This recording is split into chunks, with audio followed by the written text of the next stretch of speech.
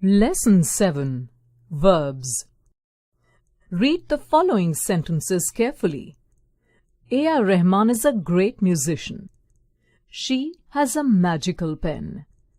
He was speaking with his friend. They played football. In the first sentence, the word is tells us the state of being of the subject A.R. Rahman. In the second sentence, the word has is used to indicate something that the subject possesses, that is, a magical pen. In the third and fourth sentences, the words speaking and played express actions. These words are called verbs. A verb is a word that is used to denote an action, the condition of the subject, or what is possessed by the subject. No sentence can be formed without a verb. A verb may consist of one word, more than one word, maybe 2, 3 or 4 words. Examples: Gunjan studied early in the morning. He is an intelligent boy. He reads novel whenever he's free. Neha likes chocolates. Ram is cleaning the car. The students are waiting in the classroom. Object of a verb. Read the following sentences carefully.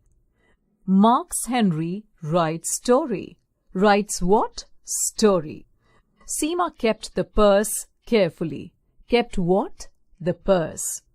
The little girl is eating a chocolate. Is eating what? A chocolate. In the above examples, kept, is eating, and writes are verbs. They took purse, a chocolate, and story as objects. If we ask what or whom after the verb, the answer we get is the object of the verb. This shows that the action in such sentences passes on smoothly to something which we call the object of the verb. Kinds of verbs. There are 2 kinds of verbs: transitive, intransitive. Transitive verbs. Read the sentences below. Ankur bought flowers. The students opened the book. In these sentences, the verbs bought and opened do not make complete sense. Something must be added to both the verbs to complete the sense. Each requires an object. The words flowers and book are objects. A verb which requires an object to complete its meaning is called a transitive verb. Read these sentences where the transitive verbs are highlighted. Examples: Seema kept the purse carefully. The little girl is eating a chocolate. Hitansha writes a story. In the above sentences, the verbs kept, is eating, writes, takes purse, a chocolate, and story as object. So, they are transitive verbs. Some transitive verbs take 2 objects after them, one of which is usually a thing, direct object, and the other some person, indirect object.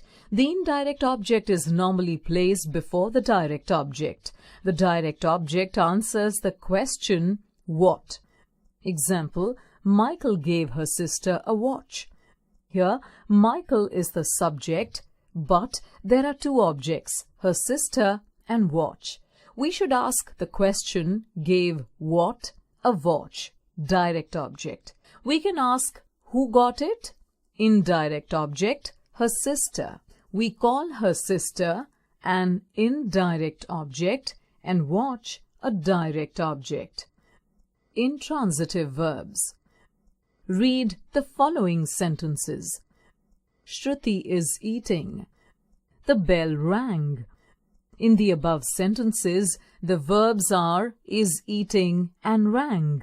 These verbs do not take an object to make complete sense. They are called intransitive verbs. A verb which does not require an object to complete its meaning but makes good sense by itself is called an intransitive verb. Verbs of incomplete predication. Read these sentences. The girl is intelligent. She is a good singer. The game was interesting. Here, the verbs is and was do not take an object, but when the words intelligent, a good singer, and interesting are added, the sense is complete. The verb is and was are incomplete verbs. Examples: he plays intelligently. She screams loudly when scared. Here, intelligently is added to plays and loudly when scared is added after the verb screams. Transitive and intransitive verbs which need the help of some word or words to complete the sense of the sentence are called verbs of incomplete predication. A word or group of words that completes the sense of a sentence is called the complement of a verb. Example: John is a friendly boy. A friendly boy is the subject complement. Here, a friendly boy tells us about the subject of the sentence, that is John. So, this group of words is called the subject complement. When the complement of the verb tells us something about the subject, it is called the subject complement. Read the sentences below. He considers me trustworthy. Me, object, trustworthy, complement. She found him cooperative. Him, object, cooperative, complement.